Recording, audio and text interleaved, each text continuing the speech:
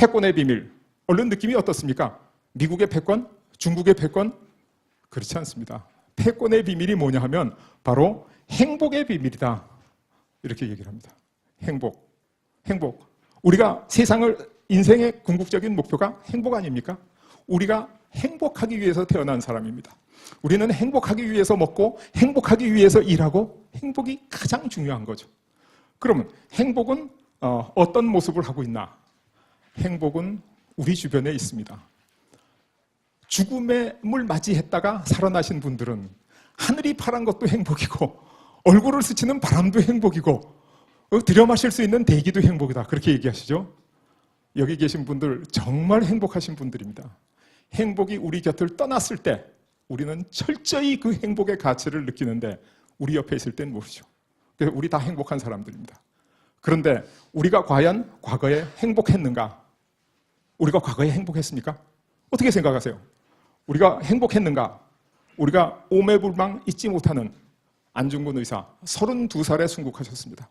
윤bun길 의사 24살에 순국하셨습니다. 유관순 열사 만 17살에 비참하게 세상을 떠났습니다. 왜 이런 의로운 젊은이들이 행복의 행자도 맛보기 전에 그렇게 비참하게 생을 마감해야 됐는가? 가슴 아픈 일이죠. 그런데 불행했던 사람은 이 사람들뿐만이 아닙니다. 국가의 무능으로 인해서 희생되기 시작한 젊은이들은 이 사람들뿐만 아니라 여러 가지 통계가 있습니다만, 여러 가지 자료가 있습니다만 400만여 명의 젊은 한국 남자들이 징용으로 끌려갔고 20만 명 정도가 소위 정신대라는 이름 종군 위안부로 끌려갔다. 그래서 저 400만이 넘는 젊은이들이 남양군도에서 만주 벌판에서 지금 묘도 찾을 수 없고 영혼이 구천을 떠돌고 우리 20만이 넘는 젊은 여성들이 영혼까지 갈갈이 찢겨서 아직 그 눈물도 마르지 않았다. 생각하면 정말 가슴 아프죠. 정말 화나는 일입니다. 도대체 이런 일이 과연 있을 수 있는가? 그럼 기성세대는 잘 살았냐? 자녀들을 저렇게 만든 부모 심정이 어땠겠어요? 상상도 가지 않습니까? 자, 그렇다면 왜 우리가 그때 이렇게 불행했는지 그 이유는 알아야 될 거 아닙니까? 그죠? 왜 이렇게 불행했나? 제가 여러분들께 그 말씀을 지금 드리기 시작합니다. 시작은 비교적 단순합니다. 어떻게 시작되냐? 우리가 이렇게 불행한 이유는 그 당시에 일본군의 주력 무기는 무라다 소총이라는 소총이었습니다. 원래 영국에서 개발된 전설의 소총, 스나이더 소총을 수입해서 쓰다 보니까 너무 길고 무거워서 잘 쏠 수가 없어요. 왜? 그 당시에 일본 남자의 평균 키가 1m 55cm 남짓했다 그럽니다.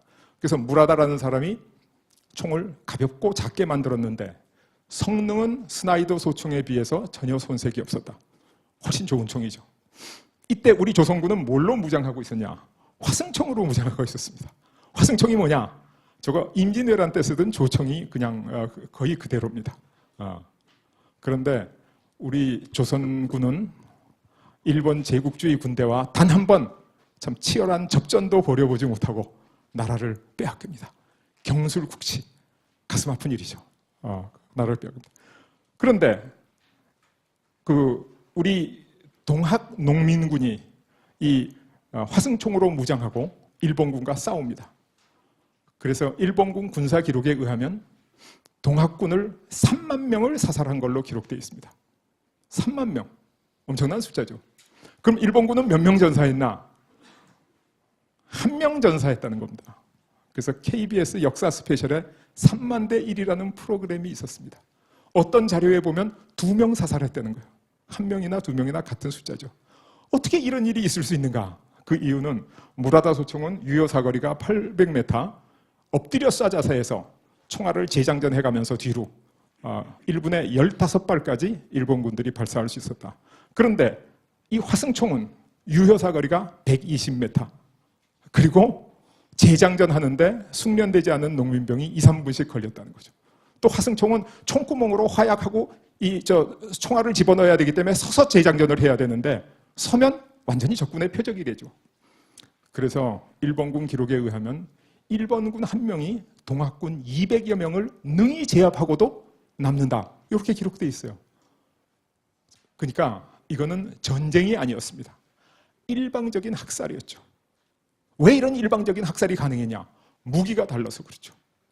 그럼 왜 우리는 좋은 무기를 가질 수 없었나? 그렇죠? 그게 바로 우리가 불행했던 이유죠.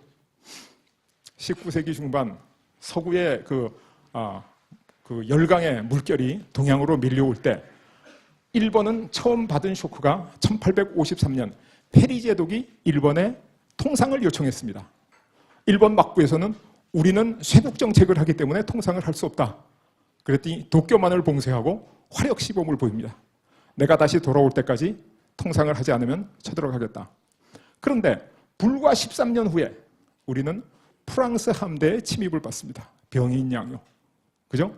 그러니까 일본이 받은 쇼크나 우리가 받은 쇼크나 별 차이가 없어요. 불과 13년 차이로 쇼크를 받아요. 그런데 페리 제독이 왔다 갔을 때 에도 막부에 올라간 보고서에 의할 것 같으면 우리 일본의 대포는 800m를 나가는데 미국의 대포는 서너 배 멀리 갑니다.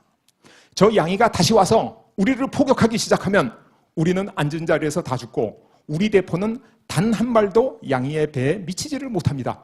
이런 보고가 올라갔어요. 병인양역 때 양헌수 장군의 보고서에도 똑같은 얘기가 있습니다. 우리 총은 100보를 나가는데 양이의 총은 500보를 넘어 나간다. 역사적인 사실이죠. 그래서 일본과 조선은 똑같은 기술의 차이를 인식했습니다. 똑같이 인식한 거죠. 그런데 안타깝게도 대처는 전혀 달랐습니다. 어떻게 달랐냐? 일본에는 요시다 쇼인, 유신의 아버지 이렇게 불리고 아베 수상도 제일 존경하는 사람이라고 인터뷰했던 기록도 있는데 이 사람이 대양이를 설파하기 시작했어요. 대양이가 뭐냐? 서양 오랑캐를 제압하는 올바른 방법. 이거는 서양 오랑캐의 기술을 배우는 산업혁명을 하는 수밖에 없다. 이거를 안 하면 우린 다 죽는다. 이때 일본에서 새로 나온 신조어, 한문으로 무철포, 그걸 무대뽀라고 읽는다 그럽니다. 이게 뭐냐? 철포도 없이 달려들어서 개죽음을 하는 바보, 천치, 이걸 무대뽀라고 불렀다는 거예요. 그런데 우리는 어떻게 반응을 했냐? 대원군께서 척화비를 세우고 양이와 싸우지 않는 것은 화친하는 것이요, 양이와 화친하는 것은 나라를 팔아먹는 거다. 싸우자. 이게 우리의 반응이었어요. 그래서 참 안타깝다. 그 요시다 쇼이는 저기 보이는 판잣집입니다. 일본의 메이주 유신을 공부하는 사람은 저기 꼭 가봐야 됩니다. 저도 몇 번 가봤어요. 그 서당, 송하천숙, 소나무밑 서당에서 1년 반 동안 90여 명의 제자를 양성합니다. 그 제자의 반이 일본의 메이지 유신 과정에서 죽습니다. 나머지 반이 일본의 메이지 유신을 완성시킵니다. 대표적인 사람이 일본 군대의 아버지 야마가다 아리모토, 일본 행정의 아버지 이토 히로부미, 이하 9명의 걸출한 대신을 배출하면서 일본을 근대 국가로 만드는 선생이죠. 그래서 저 요시다 쇼인의 90제자를 일본 산업혁명, 메이지 유신의 뇌관이다 이렇게 이야기를 하죠. 일본에서 저렇게 학생들 90명을 가르쳐서 일본을 근대 국가로 만들었으면 교육이 굉장히 중요한 거 아닙니까? 교육은 국가지배련 대계죠. 그럼 우린 교육 안 했나? 우리 교육 많이 했습니다. 우리도 교육 많이 했어요. 뭘 했냐? 서울에는 서울대학교에 비교할 수 있는 성균관이 있었고 지방에는 지방국립대학에 해당하는 향교가 330여 개가 있었어요. 그리고 지방사립대학 아니면 사립대학에 해당하는 서원이 성현을 제사 지내는 곳이지만 제사는 1년에 몇 번 지내고 나머지는 다 공부하는 교육기관이었어요. 퇴계 선생을 모시던 도산서원, 율곡 선생을 모시는 성담서원, 서예 선생을 모시는 병산서원. 그래서 400개가 넘는 교육기관에서 아침에 먼 동이 뜰 때부터 해질 때까지 공부를 했어요. 그랬는데 어떻게 됐나? 조선은 일본의 식민지로 전락하고 맙니다. 뭐 때문에 그렇게 되냐? 요시다 쇼인은 저기서 뭘 가르치냐? 화혼양제를 설파한 거예요. 원래 요시다 쇼인이 맹자를 공부한 유학자입니다. 맹자의 이론을 실천적으로 재해석한 사람이에요. 그리고 저 사람이 가르친 화두가 화혼양제, 일본의 혼은 지키제, 양제, 산업혁명을 하자. 그랬는데 우리는 뭐를 했냐? 저 800여 개의 교육기관에서 사서오경을 공부한 거예요. 논어, 맹자, 대학, 중용, 시경, 서경, 역경, 춘추 얘기 이것만 아침부터 저녁까지 딸딸 외웠어요. 그리고 우리의 화두가 뭐였냐? 위정척사.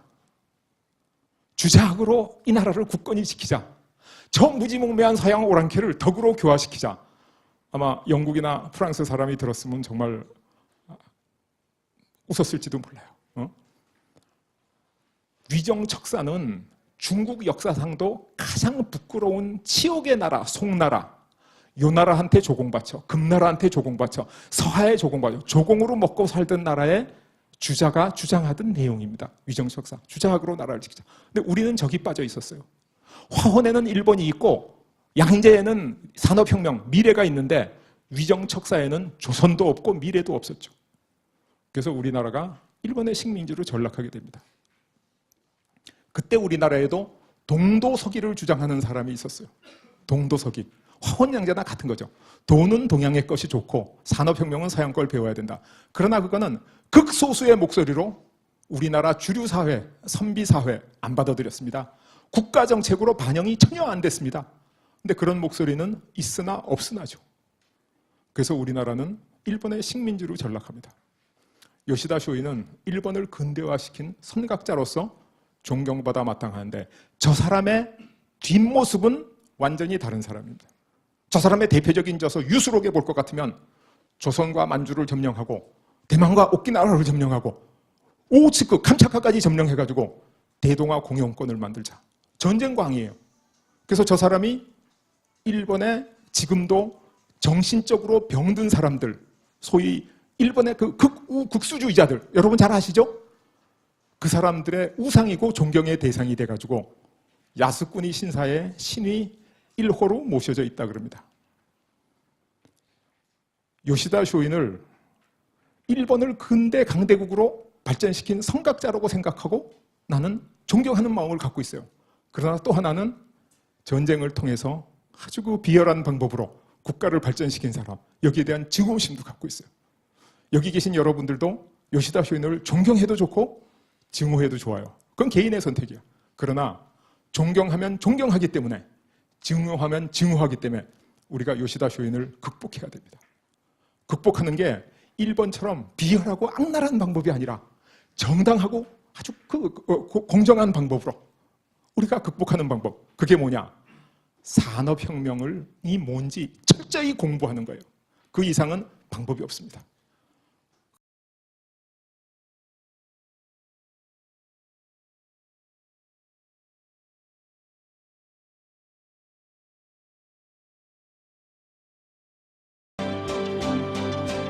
이 차 산업혁명의 중심이었던 미국은 이미 3D 프린터가 제조 공장을 장악했고 새로운 산업혁명이 시작됐습니다.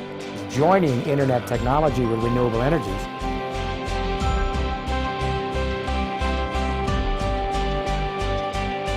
모든 생산 공정이 바뀌고 산업 한도가 뒤흔들리고 있는 지금. 이 놀라운 변화는 3D 프린터의 등장에서부터 시작됩니다. 2013년 오바마 미국 대통령 시정연설, 3D 프린팅이 전 세계적인 화두로 떠오르게 된 결정적인 순간입니다. 3D printing that has the potential to revolutionize the way we make almost everything. 미국은 아시아로 넘겨줬던 제조업을 다시 부흥시킬 핵심 기술로 3D 프린팅을 지목했고 전 세계의 이목이 3D 프린팅이 가져올 장밋빛 전망에 쏠렸습니다.